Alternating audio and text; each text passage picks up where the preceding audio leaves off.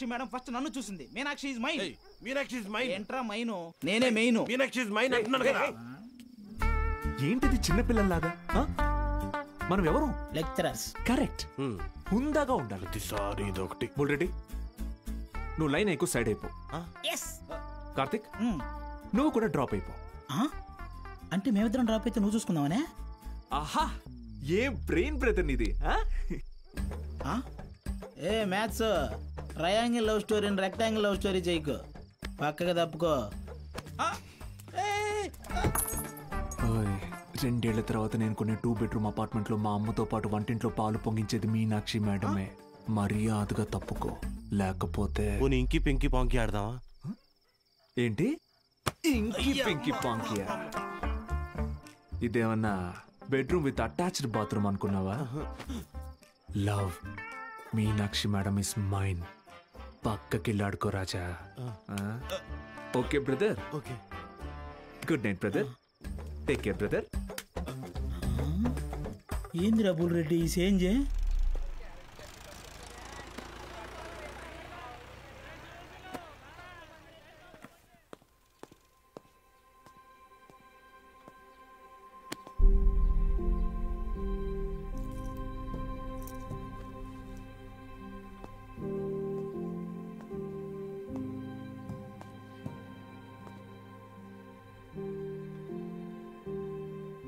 ఇక్కడ ఎప్పుడు అంతే అంటే పిల్లలు లేరని కొంపదీసి ఇప్పుడు కిందకెళ్ళి పశువులు పాడాలి చెప్పంటారేమో.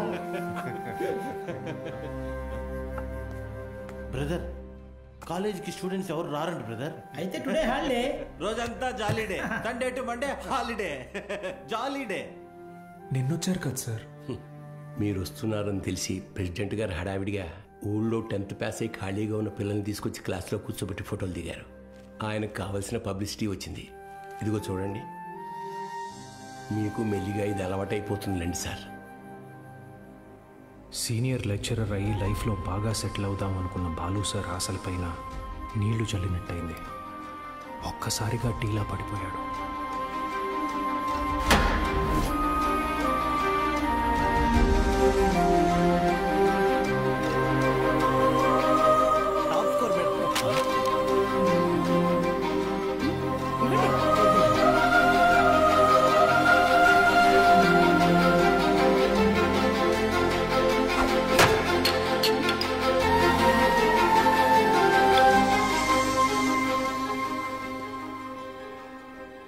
ఈ మండలం మొత్తానికి ఇదొక్కటే గవర్నమెంట్ జూనియర్ కాలేజ్.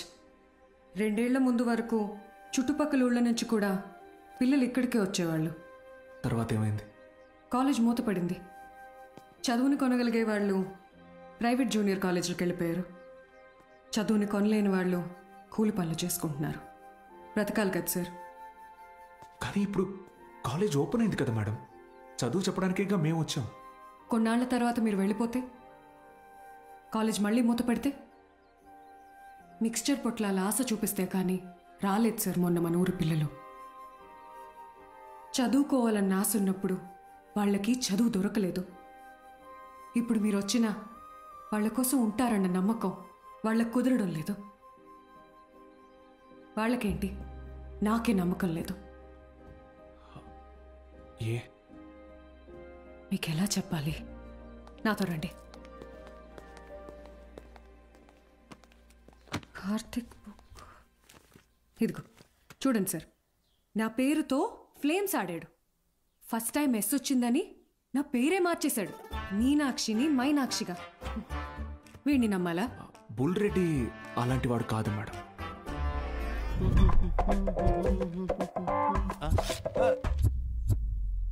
ఒక వారం తర్వాత మీరు కూడా వాళ్లలాగే తయారవుతారు. అక్కడి నుంచి మాక్సిమం 1 నెల ఈ పల్లెటూరులో మేము ఉండలేము అని పారిపోతారు. ఛాలెంజ్ చేసి చెప్తున్నాను. లేదు మేడం, నేను ఇక్కడికి ఒక లక్ష్యంతో వచ్చాను. పారిపోను. వారం కాదు, నెల కాదు, 3 days from today, that is Monday కల్లా అటెండెన్స్ రిజిస్టర్లో ఉన్న ప్రతి స్టూడెంట్ క్లాస్ రూమ్లో ఉంటాడు. నేను కూడా ఛాలెంజ్ చేసి చెప్తున్నాను. Okay madam? Thank you madam. Take care. Sir Gopika BiPC student.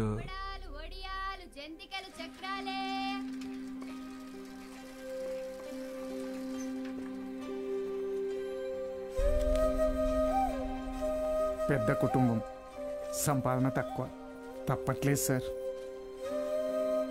President గారు ఆ ఒక్కరోజు అన్నారని పంపించామండి. రోజు అంటే కష్టం అండి. ఇప్పుడిప్పుడే కుటుంబేషన్ పని నేర్చుకుని 4 రాళ్ళు సంపాదిస్తోంది. మళ్ళీ అదెందుకయ్యా? Gopal MPC first year. ఆడు నా మాట నీదట్టయితే నాతో పాటు పని తీసుకెళ్తా కానీ కాలేజీకి ఎందుకు పంపుతా? ఇడ్లీ కొట్టు సేవల కొడుకు మూర్తి అన్న మాట లిండయ్యా ఆ కిరాణా కొట్టు శివయ్య కొడుకుతో కలిసి ఎక్కడో పేకాడుతుంటాడు. పనికి మళ్ళీ వయసు కదా, పెళ్లి చేస్తే ఆడే మారుతాడు. మా నాన్న సంవత్సరం జీతం ముందే తీసుకున్నాడు సార్. పని మానేస్తానంటే మున్సబ్ గారు ఒప్పుకోరు. నాన్న నేను కూడా కాలేజ్కి వెళ్తాను నాన్న. 10 వరకు చదివించానయ్యా. చాలా ఊరి చివర బతికేటోళ్ళు, కూలీనాలు చేసుకునేటోళ్ళు. కాలేజా? మరి ఇంటి పనులు ఎవరు చేస్తారు? చెన్నైలో ఒక ఇంట్లో పని కుదిరింది బాబు, నెలకి 2000. పంతులు గారు మాకు అవసరం లేదయ్యా, వదిలేయండి. మ్యాక్స్ బాబు, ఆడపిల్లకి చదవడం రాయడం వస్తే చాలు. ఆ తర్వాత వంట వరపు నేర్పించి పెళ్లి చేసి పంపించేస్తాం. జస్ట్ చెప్తున్నా. సార్, నా కోసం ఒక చిన్న ఫేవర్ చేస్తారా? భలేవారు మ్యాక్స్ బాబు, మీరు మా బా మనిషి, అడగండి. మొన్న కాలేజ్కి వచ్చిన స్టూడెంట్స్ వాళ్ళ అమ్మా నాన్నల్ని పంచాయతీకి పిలిపించండి. సరే రేయ్, చూసుకో. అలాగే. మనం పిలవడం రాకపోవడమా? అందరూ వచ్చేసారు, మొదలెడదామా?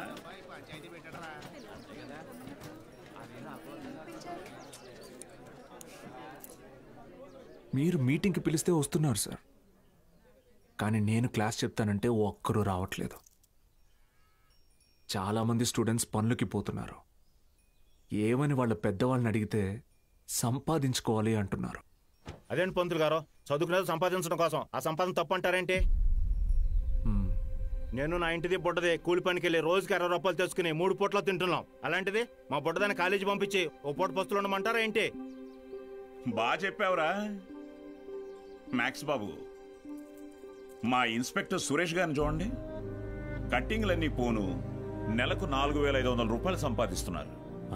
అదే సారాకోట్ సోమిగాడు, వాడే ఎరా అక్షరం ముక్క రాదు, నిషాని, కానీ రోజుకు 500 రూపాయలు సరుకు అమ్మందే కొట్టు ముయ్యడు. మరి చదువుకున్నాడు కంటే బాగానే సంపాదిస్తున్నాడుగా. ఇంకేంటి మీ చదువుకున్న గొప్ప.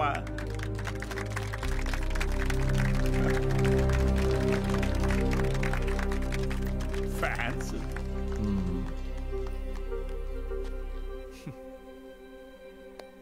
సరే, టైం పాస్కు ఒక కథ చెప్తాను, వినండి. రామేశ్వరం అనే ఊరిలో ఒక పడవ నడిపేవాడు ఉండేవాడు. ఇంటి పట్టునే ఉండే అతని భార్య, 5 పిల్లలు. బాగా పేద కుటుంబం అయినా పిల్లల్ని ఎంత కష్టమైనా పడి చదివించేవాడు.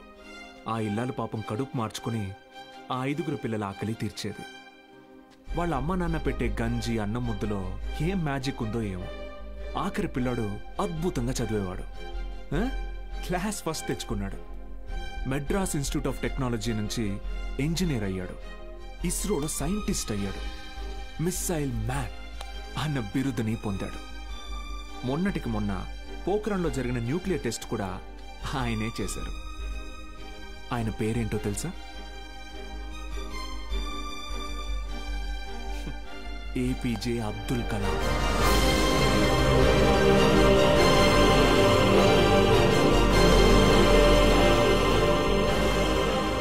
ఆ రోజు ఆ పడవ నడిపేవాడు, నా కొడుకు నాతో పాటు పనిలోకి వస్తే ఒక 4 ట్రిప్పులు ఎక్స్ట్రా వేయొచ్చు, ఒక 4 రాళ్ళు ఎక్కువ సంపాదించుకోవచ్చు అనుకోనుంటే భారతదేశం గర్వించదగ్గ సైంటిస్ట్ని కోల్పోయేవాడు.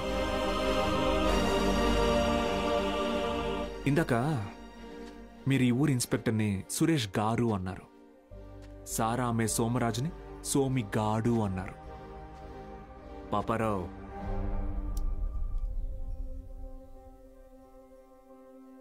గారు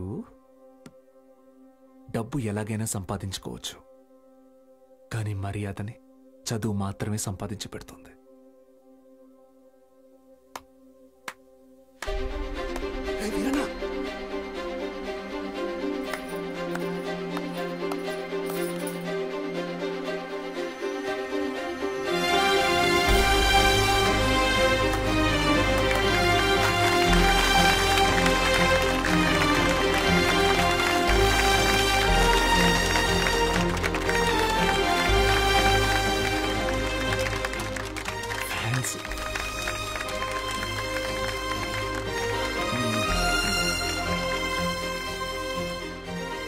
మీకు నేనున్నాను, ఉంటాను. మీ ఫ్యూచర్ నా రెస్పాన్సిబిలిటీ. కాలేజ్కి రండి.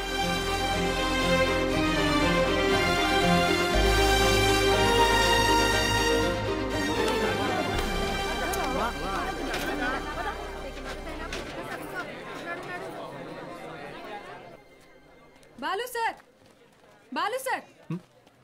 మేడం, మండే కల్లా క్లాసులు నింపుతానని చెప్పాను కదా, నింపేస్తా. మీరు కాలేజ్కి ఏదో మంచి చేస్తారనిపిస్తుంది. Welcome to the college.